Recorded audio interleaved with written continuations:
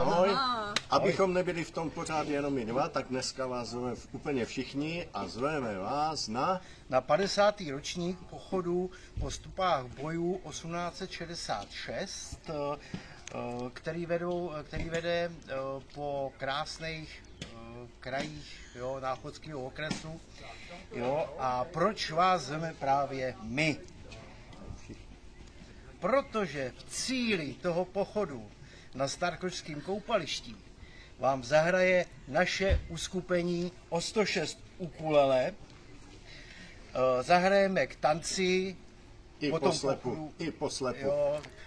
poslechu a pochodu. Těšíme se na vás 21. června v sobotu od 13 hodin ve Starkoši na koupališti, kam všichni pochodníci dojdou. Jistě, že můžou přijít i nepochodníci, podívat se, poslechnout si, protože to vážně stojí za to. Tak těšíme se na vás. Ahoj! Nejdřív jsem se nudil, ale pak jsem zjistil, že hraje o 106 ukulele. Tak jsem tam šel.